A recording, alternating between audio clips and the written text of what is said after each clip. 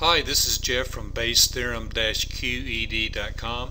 What I wanted to do is just briefly show you the bugs project, and it's called WinBugs.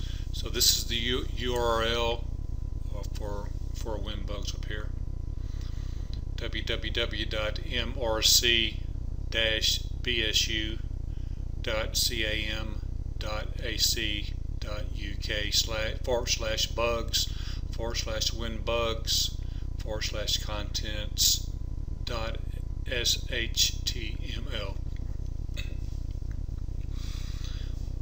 You can go here and download the program WinBugs Execute. What I did, I have a 64-bit machine, so I right-clicked zip version of the whole file structure here, put it on my desktop in a folder, and that's where I run my WinBugs from. So this is the icon that I use to execute the program. Okay, so the program's executed, and there's an example that I would just like to show you. And this example is a simple linear regression. The linear regression has the mu component, then beta 0 plus beta 1 times cases 1 plus beta 2 times the distance. So the two variables here include distance and time, and these are regressed. Distance and cases, and these are regressed on the time event. So to do this simpler regression, what we have is the model is specified here, and then we initialize the priors here, and we list the data. We can do it in two manners. We can do it in this type of manner here as a list, data list, or we can do it as a data rectangle. I prefer the data rectangle because I use time series data, and you can fill this with 20-30,000 rows of data. Right, so to initialize a model, we highlight the word model. We go to specification, we check our model, and at the lower left we said model is syntactically correct. Then the next thing we do is load our data. So click on list here, load data, and then we also had to load our variables. And both times iterations, the data loaded sign comes up on the bottom left. And generally speaking, we want to do two chains. We compile this, and we want to generate our initial values for our priors. So initial values generated, model initialized. Alright, so the next step we do, we go to samples, and we go to model update, and then we do a burn-in sample, and default is 1,000, and so it's done 1,000 iterations. Then we go to our sample model, and we input our variables. So the first one would be beta 0. We set that. Beta 1, we set that, so beta 0, beta 1, then the next one is going to be beta 2,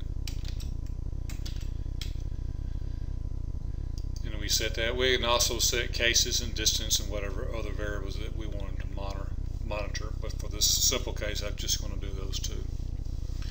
And we want to begin after our burn-in cases, and so we'll go back up here, and I just do a simple additional burn-in of 10,000.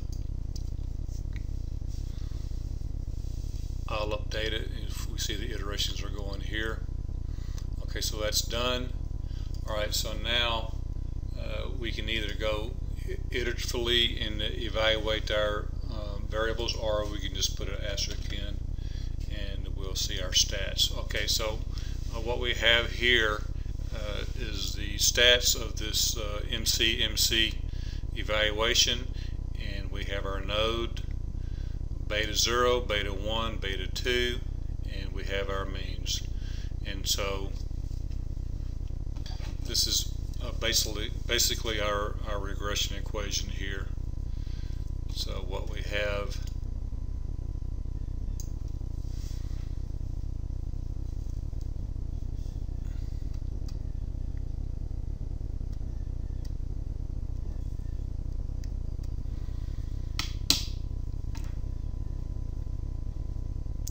time equals beta 0, so it would be time equals 2.357 as beta 0 plus 1.615 beta 1 times the corresponding case entry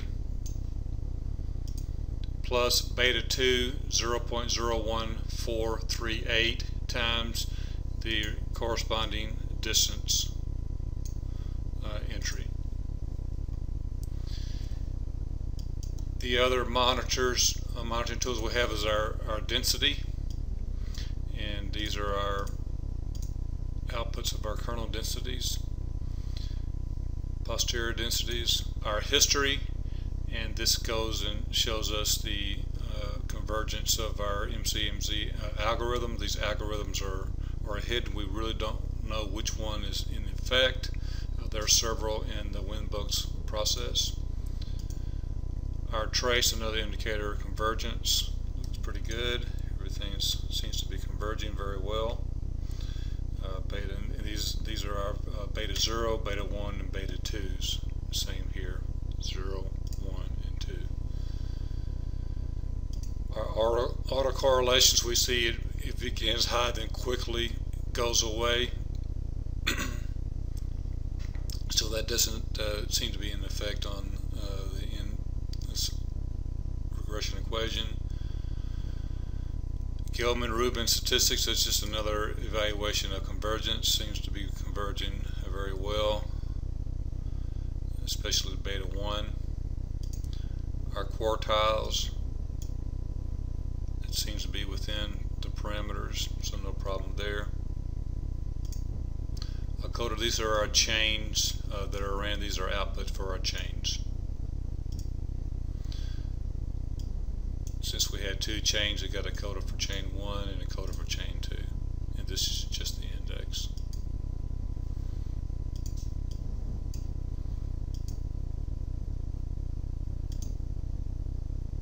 Okay, so this is just kind of how the WinBugs can be used to run a regression equation.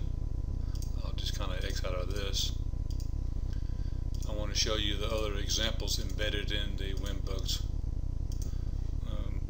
program. They have two volumes, non-conjugate, goes down to Asian and expert system. You see these in discrete Bayes models, especially in Netica. You'll see this online. So I went backwards, so that's volume 2. This is volume 1. Normal hierarchical model, random effects, logistics regressions, latent variable models, VBO regression with random effects, Cox regression. So the WinBugs has come on the scene since the early 90s when the MC algorithm was developed, and the beauty of the WinBugs program, it can evaluate very, very, very complex models. The model I just showed you is very simple. If you do a regular regression using these same parameter outputs, you'll get basically the same type of results. But the beauty of the WinBugs is you can put 15 or 20, you can put a categorical, you can put all different types of variables within a model, and you can specify the model however you think is theoretically correct.